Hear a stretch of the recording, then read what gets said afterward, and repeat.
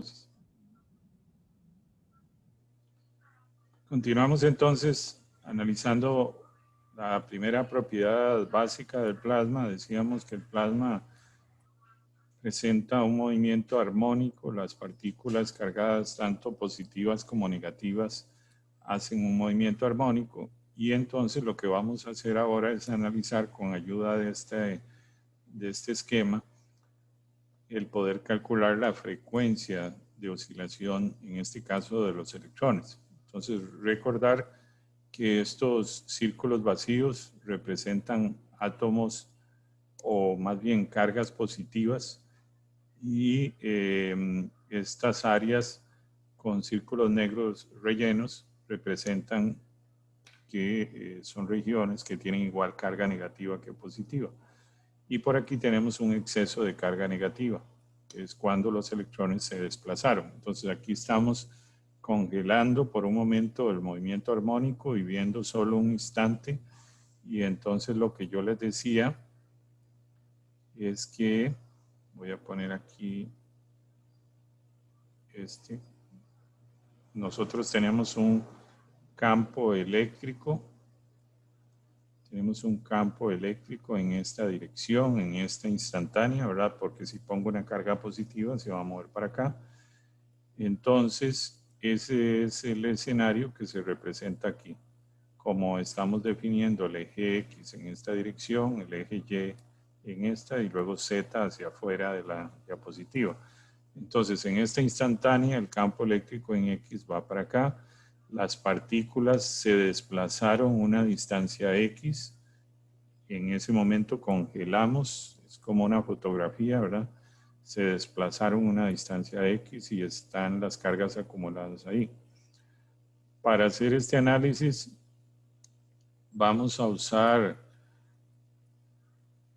primero que todo, Newton, ¿verdad? La sumatoria de fuerzas. En este caso lo que tenemos es masa por aceleración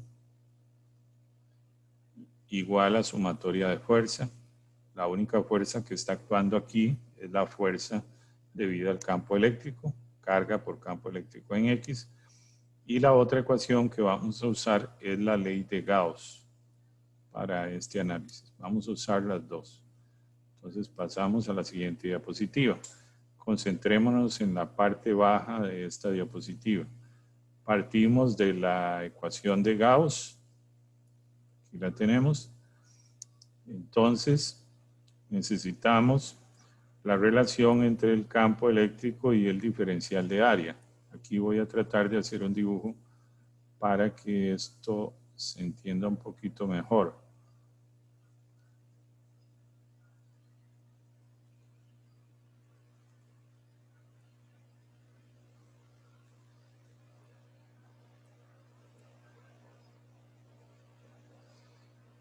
Imagínense por un momento que vemos esto como un rectángulo, ¿verdad?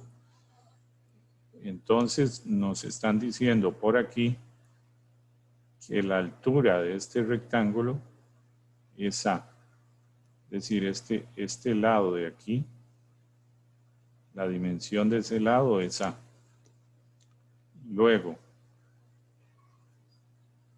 no lo representé muy bien, pero corten por un momento esto aquí.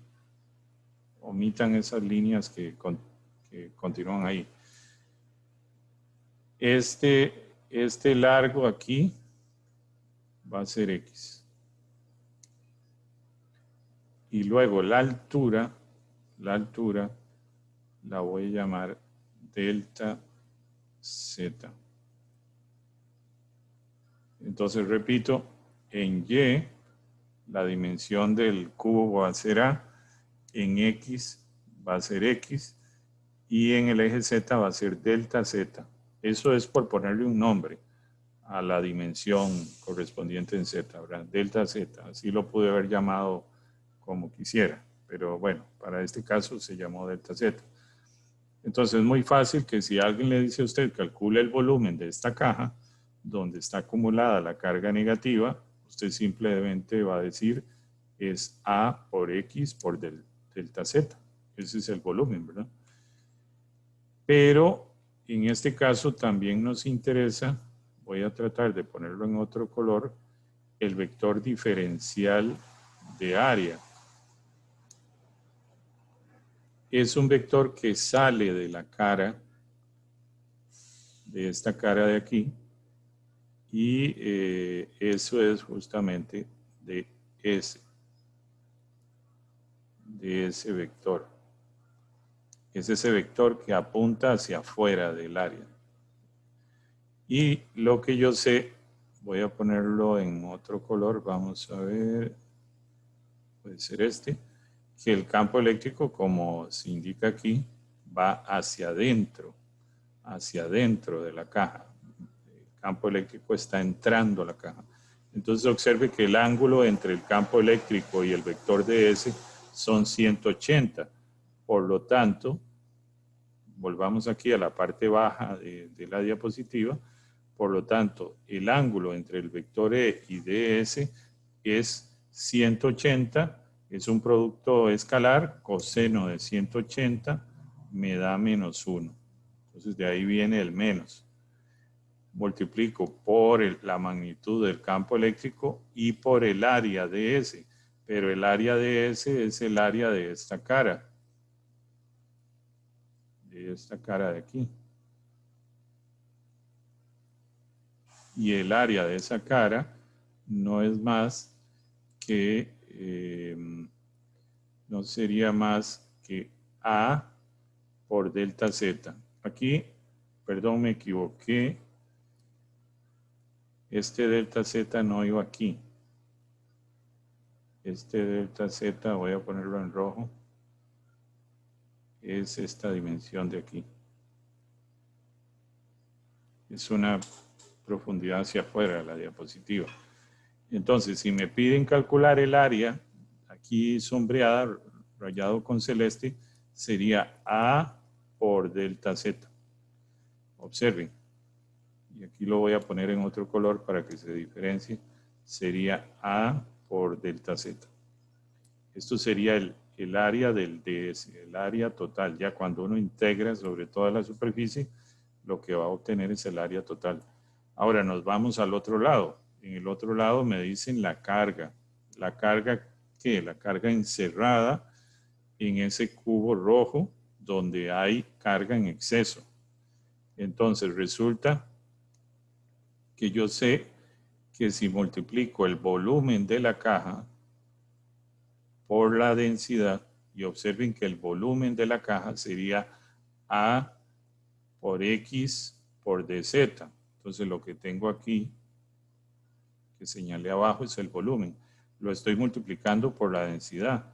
Y la densidad, por definición, en física de partículas, en física de plasmas, es partícula partido por metro cúbico.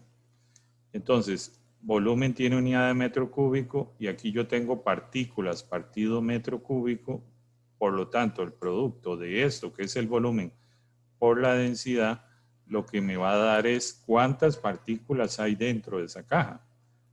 Si yo multiplico esa cantidad de partículas por el valor de la carga de cada partícula, obtengo la carga total. Justamente la carga total, como debe ser, que es lo que me dice Gauss. Muy bien, ahora borramos para hacer lo siguiente. Ya tengo esta relación que es una igualdad, entonces veo que a este lado está la A, la cancelo, veo que a este lado está el delta Z y aquí el delta Z, lo cancelo, me queda un menos campo eléctrico en X. Mi intención es despejar el campo eléctrico en X. Entonces lo que tengo que hacer es pasar el menos al otro lado. Observen aquí donde queda. Y ya el epsilon sub 0, de acuerdo con Gauss, pues queda ahí tal cual. Y entonces veo que lo que me queda es la densidad, la carga, epsilon sub 0 y esta X simplemente que la paso aquí por un tema de acomodar. Con lo cual llego entonces a encontrar el campo eléctrico. Vean qué interesante, ya encontré cuál es la magnitud del campo eléctrico. Ese campo eléctrico cambia con X. lo cual tiene sentido, ¿verdad? Si X es más grande, el campo eléctrico es más grande y disminuye en tanto X disminuya.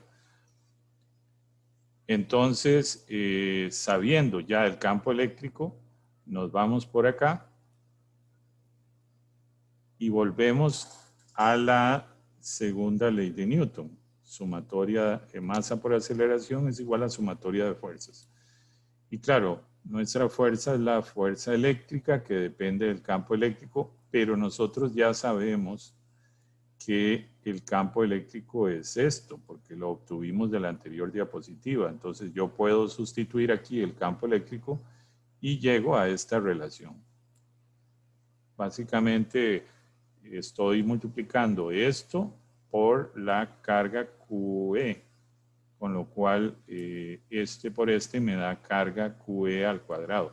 Eso es básicamente lo que suma ahí. Entonces, si veo con cuidado, aquí voy a pasar a otro color. Si yo esto lo paso para este lado, aquí tiene un menos, ¿verdad? Si yo lo paso para el otro lado, entonces me va a quedar más. Observen que tengo este de aquí, la masa electrónica la pasé aquí a dividir al lado de epsilon sub 0. Aquí tengo la masa. Y este término que estaba negativo lo pasé al otro lado, con lo cual lo tengo aquí. Entonces, si veo con cuidado, lo que tengo aquí es una ecuación diferencial. Una ecuación diferencial, que es una ecuación diferencial bien conocida porque es la que sigue el movimiento armónico. Es segunda derivada de X respecto al tiempo más algo por X igual a 0. Y lo que sabemos es que ese algo que aparece aquí siempre corresponde a la frecuencia del movimiento armónico. Entonces, no nos estresemos en hacer nada más y como esto es una ecuación diferencial ya bien conocida, sabemos que ese algo que queda multiplicando a X corresponde a la frecuencia angular al cuadrado. Entonces, sabiendo eso, esto, y aquí voy a cambiar de color, esto que tengo aquí es el cuadrado de la frecuencia angular. Claro, si le saco raíz a esto, lo que voy a tener es la frecuencia, tal cual. Y es la frecuencia con la que se mueven los electrones. Por eso aquí hablamos de masa de los electrones, de densidad de los electrones, de carga de los electrones. Es la frecuencia del movimiento armónico de los electrones pasando enfrente de los iones. Y llamamos a eso frecuencia del plasma de los electrones, específicamente de la especie de los electrones, porque también hay una frecuencia del plasma de los iones. Lo que hay que hacer básicamente es cambiar esta masa por la masa de los iones, que es una masa más grande. Eso es lo que habría que hacer para tener la frecuencia del plasma de los electrones.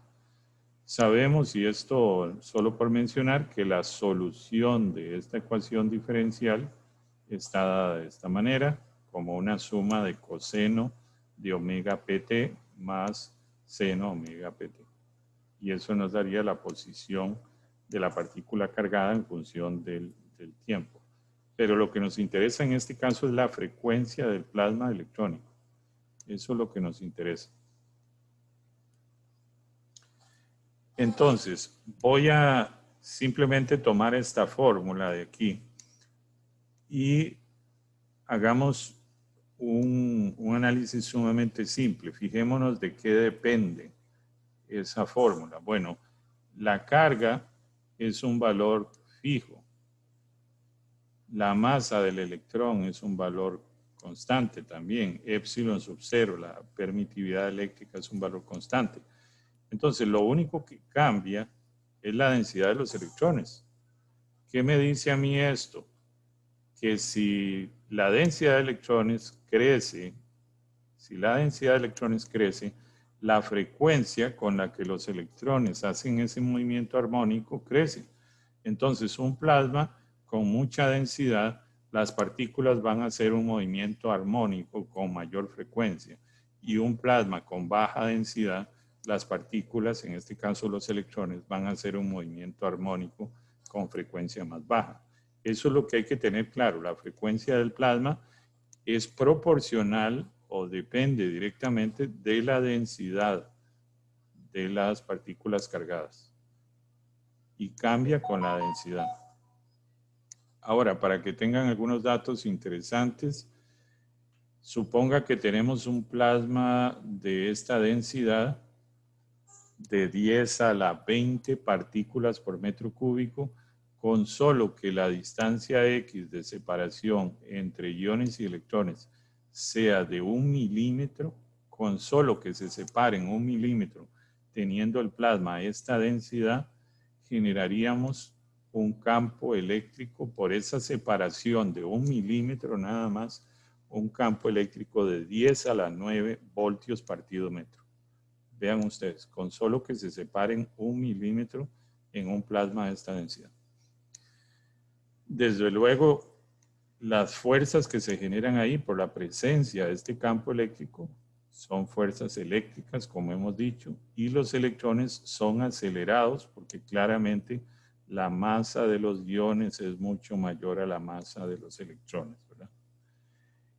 Dijimos que lo que obtenemos es un movimiento armónico, que nos sale una ecuación diferencial de la segunda ley de Newton correspondiente a un movimiento armónico, y que la frecuencia resultante de ese plasma de electrones es esta que está aquí, que es proporcional a la densidad. Entonces volvamos al ejemplo que estamos analizando. Suponga que la densidad es 10 a la 20 partículas por metro cúbico. Si usted sustituye ese valor aquí, y todos estos son constantes que usted puede sustituir nada más, le saca la raíz, lo que vamos a obtener es una frecuencia del plasma de electrones de 560 gigahertz. Vean ustedes las magnitudes de la frecuencia del plasma. 560 gigahertz para un plasma de 10 a la 20. Un plasma de 10 a la 20 es un plasma, por ejemplo, de fusión nuclear. Entonces hablaríamos de una frecuencia del plasma de 560 gigahertz. Eso nos lleva a algo muy importante, lo cual vamos a ver en la unidad 4, pero aquí lo vamos adelantando. ¿Qué relación hay entre la incidencia de una onda electromagnética y el plasma? Porque estamos diciendo que el plasma tiene un campo eléctrico oscilante, y lo represento aquí. Este vector azul que está por aquí, esta letra E mayúscula sub E, es el campo eléctrico, pero este campo eléctrico va a estar, voy a ver si puedo poner azul, va a estar oscilando. En algún momento está hacia arriba, en algún momento está hacia abajo, porque el plasma que representa este bloque es un pedazo de plasma. El campo eléctrico va hacia arriba, luego va hacia abajo, va hacia arriba, va hacia abajo y va variando en el tiempo, por consecuencia de la frecuencia de oscilación del plasma, ¿verdad? Entonces el plasma mismo tiene un campo eléctrico que está cambiando de dirección constantemente, para arriba, para abajo, para arriba, para abajo. Entonces viene una onda electromagnética que de igual manera tiene un campo eléctrico que en algún tiempo va para arriba y que en otro tiempo va para abajo y interacciona con el plasma. Entonces, imagínense ustedes que podría darse la situación, suponga que hay una relación de igualdad entre la frecuencia del plasma representado por omega P, que la frecuencia del plasma y la frecuencia de la onda electromagnética incidente sean iguales.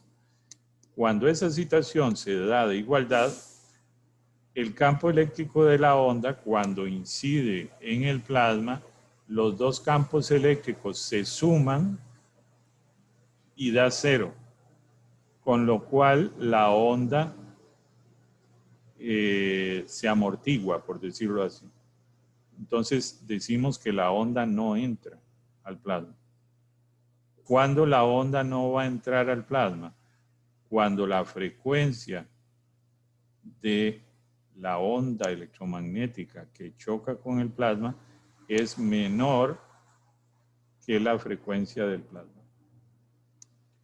¿Por qué? Porque al ser menor, le da tiempo al plasma, que tiene una frecuencia de variación más grande, de anular o de hacer que esa onda rebote, porque el plasma rápidamente actúa, varía más rápido su campo eléctrico y permite interactuar con el campo eléctrico de la onda, que está variando más lentamente. Entonces decimos en esa situación de que sea menor, que la onda lo que va a encontrar es un plasma que para ella representa un muro donde ella nada más llega y se refleja. No puede entrar porque el plasma reacciona con su campo eléctrico a impedir que esa onda que trae su campo eléctrico también entre. Entonces, si la frecuencia de la onda electromagnética incidente, entiéndase por ejemplo microondas, radiofrecuencia, que son lanzadas al plasma, tienen una frecuencia más pequeña que la frecuencia con la que está oscilando el plasma, esa onda va a amortiguarse en la situación de que sea exactamente igual o va a reflejarse cuando llegue al plasma si la frecuencia que ella tiene es menor. ¿Qué pasa si la frecuencia de la onda es mayor a la frecuencia del plasma? Bueno, la onda trae un campo eléctrico que cambia, perdón, esto no era así, trae un campo eléctrico que cambia mucho más rápido que el campo eléctrico del plasma.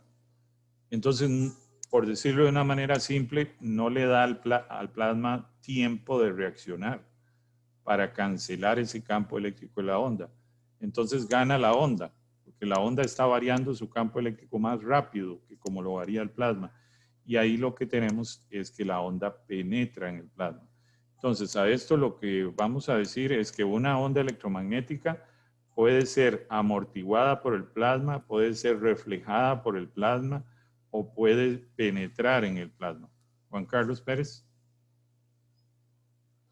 Profe, digamos, en el caso de un fluorescente, digamos, el campo eléctrico que va, pongámosle que de X sobre el eje X, digamos, en esa imagen que usted tiene ahí, no afecta, o sea, la oscilación sería siempre perpendicular al campo eléctrico que yo estoy usando para inducirle el, al plasma, digamos, por ejemplo, en el caso del fluorescente, no sé si me explico.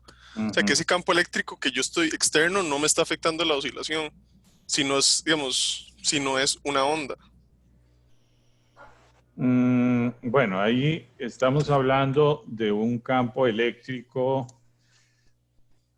Déjeme pensar un poquito eso. Tengo un campo eléctrico. Supongamos que es un campo eléctrico que varía sinusoidalmente, porque podríamos tener un campo eléctrico DC, el cual no va a afectar. Un campo eléctrico DC, el plasma por sí mismo, y lo vamos a ver en esta unidad, el plasma por sí mismo se encarga de apantallarlo. Si tengo un plasma, un campo eléctrico AC, supongo que varía sinusoidalmente, el amortiguamiento de ese campo eléctrico va a depender de la constante dieléctrica del plasma, y eso también lo vamos a ver. La respuesta que le puedo dar por el momento es que va a depender de la dirección del campo eléctrico externo y la dirección que tenga el campo eléctrico del plasma, ¿verdad? Entonces va a depender de eso, definitivamente. Va a depender de eso. Okay. Pero este es un tema que vamos a seguir viendo mucho más a profundidad adelante, entonces ya luego le podría quedar más claro. Entonces, aquí ustedes pueden ver, insisto en esto porque es bueno, aunque lo vamos a ver muy profundamente en la unidad 4, necesito que les quede claro esto desde ya. O sea, supongo que usted tiene un plasma y usted le manda radiación, que no es el caso que estábamos hablando ahora rigurosamente. Le manda radiación, microondas, radiofrecuencia. Esto es una onda electromagnética. Tiene un campo magnético y eléctrico que cambia sinusoidalmente. Si usted le lanza eso, si la frecuencia de la onda electromagnética es más pequeña que la frecuencia del plasma, la onda se amortigua o rebota. Si la frecuencia de la onda electromagnética es mayor a la frecuencia del plasma, la onda penetra. Entonces, ¿de qué sirve lanzar al plasma una onda electromagnética? Bueno, es una forma de depositar energía. Si usted lo que necesita es depositar la energía dentro del plasma, lance una onda electromagnética con una frecuencia mayor a la frecuencia del plasma. Si usted lo que necesita es que la onda rebote, por efectos de un diagnóstico que usted quiere hacer del plasma, lance la onda de tal manera que su frecuencia sea menor a la frecuencia del plasma. Y aquí les adelanto algo muy interesante para que lo tengan en cuenta desde ya. Piensen ustedes en el proyecto Apolo, en el proyecto espacial Apolo, recordarán ustedes, y bueno, no hay que irse muy lejos porque todavía eso es así. Cuando entraba el transbordador o entran las cápsulas de SpaceX, la fricción con el aire genera un manto de plasma alrededor de la cápsula. Entonces, ¿por qué será que cuando se da eso, las ondas electromagnéticas de los equipos, suponga usted de la antena que tienen los astronautas dentro de la cápsula, las ondas electromagnéticas de ese sistema de comunicación de los astronautas no puede salir mientras esté la capa de plasma? ¿Por qué será? Pues aquí está la respuesta. No puede salir porque la frecuencia de la instrumentación de comunicación de ellos, y aquí lo voy a marcar para que lo puedan ver, la frecuencia de la instrumentación de ellos es una frecuencia que termina siendo más pequeña que la frecuencia del plasma que se genera en la parte externa de la cápsula. Y ustedes se podrán imaginar que esa frecuencia del plasma es altísima. ¿Por qué? Porque tiene mucha densidad ese plasma. Y como la frecuencia del plasma depende de la densidad, entonces en esa coraza externa de la cápsula, hagámosle el anuncio a SpaceX, esa densidad es tan alta que su frecuencia del plasma es tan alta que termina siendo mayor a la frecuencia de emisión del sistema de comunicación de los astronautas. Entonces, por más que ellos emitan ondas electromagnéticas para que le llegue a Houston, ¿verdad? Nunca les va a llegar a Houston esas señales. Y eso es lo que llaman, si mal no me equivoco, como la zona muerta, ¿verdad? Es un espacio donde el sistema de control, la sala de control del programa espacial y la cápsula pierden comunicación por completo, porque las ondas electromagnéticas no pueden atravesar el plasma que se forma en la reentrada de la cápsula. Entonces, ya ahí tienen algo que contar. Espero que le cuenten a alguien esto, ¿verdad? Explíqueselo con lujo de detalle. Y si no se acuerda, vuelvan a ver el video para que lo tengan. Continuamos. Entonces, recordarán ustedes de sus cursos de física. Nosotros sabemos que la frecuencia angular se relaciona con la frecuencia lineal como 2pi frecuencia. Podemos poner el inverso de la frecuencia, sabemos que es el tiempo de oscilación, y eso por esta misma relación sería 2pi partido de omega. O sea, si yo pongo 2pi partido de omega, es el tiempo en el que se lleva a cabo la oscilación. Es el tiempo en el que se completa ese movimiento armónico. Entonces, para que se hagan una idea en un plasma habitual, ¿cuánto puede ser ese tiempo? Ese tiempo que es 2pi partido omega p. Bueno, para que se hagan una idea, ese tiempo es 10 a la menos 11 segundos. O sea, imagínense ustedes, los electrones completan un periodo de oscilación en 10 a la menos 11 segundos. Por eso, como lo hacen en un tiempo tan corto, decimos que se mantiene la cuasineutralidad, porque a pesar de que los electrones se están desplazando, pero como lo hacen en un tiempo tan corto, la cuasineutralidad se mantiene. Ahora, lo que pasa es que, como vimos anteriormente, se desplazan. Con solo que se desplacen 1 milímetro, el campo eléctrico se hace gigantesco, ¿verdad? Gigantesco. Pero es gracias más bien a esa intensidad de campo eléctrico que los electrones de nuevo retornan y los tiempos del periodo de oscilación de los electrones terminan siendo 10 a la menos 11 segundos. Y es un tiempo tan corto que verdaderamente, aunque hay una separación de carga, pero es una separación de carga durante un tiempo tan corto que podemos decir que el plasma sigue siendo neutral, aunque esté habiendo una separación de carga. Y eso es muy importante que lo recuerden. Aquí entramos a un detalle que yo espero que les guste. Es el siguiente. Bueno, vimos ahora que definitivamente la frecuencia del plasma tiene una importancia en la influencia de la propagación de las ondas electromagnéticas en el plasma, ¿verdad? Si la onda electromagnética tiene una frecuencia más pequeña que la frecuencia del plasma, se amortigua o rebota. Si la frecuencia de la onda electromagnética es mayor, la onda entra en el plasma. Entonces, definitivamente hay una relación entre la frecuencia del plasma y que entre o no entre una onda electromagnética. Ahora, viene algo muy interesante, aquí lo voy a marcar. Pongan mucha atención para que recuerden esto, porque probablemente pocas veces en su vida le van a contar esto. Piense usted en un plasma de plata o un plasma de oro.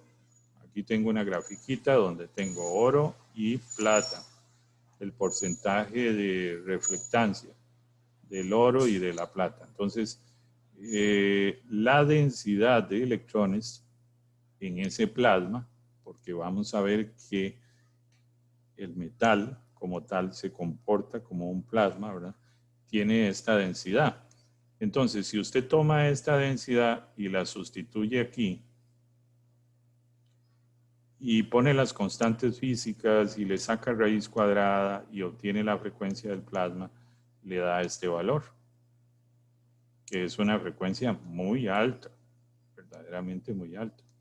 1.4 por 10 a la 16 ciclos por segundo. Imagínense ustedes, algo altísimo. Ahora, si usted recuerda, la relación entre frecuencia y longitud de onda es esta que está aquí. Entonces usted toma la frecuencia del plasma, que es un valor altísimo, lo cual corresponde a una frecuencia nu también muy alta, pero si esta frecuencia es muy alta, pues claramente la longitud de onda correspondiente es pequeña. Y para este valor, la longitud de onda es 135 nanómetros. Entonces, ese plasma electrónico en el metal tiene esta densidad, tiene esta frecuencia, los electrones completando ese movimiento armónico, y a eso les corresponde esta longitud de onda. Entonces, piense por un momento en el oro. Vamos a tomar aquí un valor. Esto está dado en nanómetros también, la longitud de onda en nanómetros. Y esto es el porcentaje de reflectancia del oro. Esto es qué tanto refleja el oro la luz. Observen que aquí está reflejando casi un 100% el oro. En, digamos, 700 nanómetros. En 700 nanómetros está reflejando casi el 100%. Quiere decir que si le llegara luz visible en una longitud de onda de 700 nanómetros, el oro la va a reflejar casi en un 100%. Eso es muy interesante. Y por eso es que el oro yo lo veo tan brilloso. Y por eso es que el oro le resulta tan atractivo al ser humano. Porque él refleja mucho la luz en un rango que el ojo humano la percibe. ¿Algún día ustedes habían pensado por qué el ser humano se siente atraído por el oro? Aquí tienen la respuesta. El ser humano se siente atraído por el oro por su alta reflectancia, porque él refleja la luz en un porcentaje altísimo dentro del rango visible del ojo humano. Y resulta que para el cerebro ese brillo resulta estimulador, resulta algo atractivo. Y bueno, por eso el oro es de tanto valor para el ser humano, porque para él es agradable recibir ese brillo, ¿verdad? Pero claro, lo que la gente no sabe es que los físicos de plasmas vemos las cosas diferentes. Vemos el oro como un plasma. Y entonces, tendría una longitud de onda de 135, pero vean ustedes, 700, voy a ponerlo así.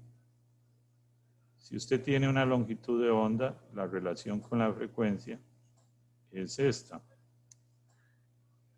Entonces, si estamos hablando de 700, sería lambda, 700, da un valor de nu, que lleva un valor de omega p, no, perdón, sí, que llevaría un valor de omega, pequeño. O sea que si lambda se hace grande, la frecuencia se hace pequeña. Eso nos llevaría entonces a que 700 nanómetros de onda, de longitud de onda, de una onda electromagnética en el rango visible, incidiendo al plasma oro, que tiene una frecuencia de plasma mayor a la frecuencia de la onda electromagnética incidente. Vean qué es lo que acabo de decir. Lo que les estoy diciendo es que viene una onda electromagnética dentro del rango visible en 700 nanómetros que tiene una frecuencia menor que la frecuencia del plasma de oro. Menor. ¿Qué dijimos antes? Si la frecuencia de la onda incidente, y aquí me voy a devolver, porque esto es muy importante. Si la frecuencia de la onda incidente, que en este caso es la onda de luz de 700 nanómetros, es menor que la frecuencia del plasma de oro, la onda se refleja. La onda se refleja. Y por eso es que el oro refleja con tanta intensidad estas ondas en el rango visible que el ojo humano percibe. Porque desde el punto de vista del oro como plasma, la frecuencia de plasma del oro es mayor que la frecuencia de la onda electromagnética en el rango visible que incide en el plasma de oro. Y entonces se refleja. Entonces ya espero que con esto sea un tema de tertulia.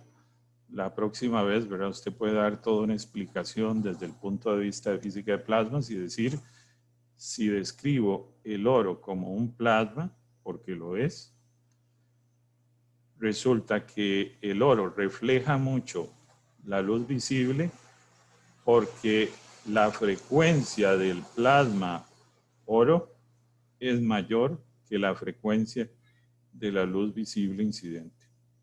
Y eso hace que la onda electromagnética no penetre en el plasma y entonces se refleje. Y al reflejarse tanto, le llega al ojo humano esa onda electromagnética en el rango que el ojo humano puede percibir y resulta que eso estimula el cerebro porque ese brillo le resulta atractivo al ser humano.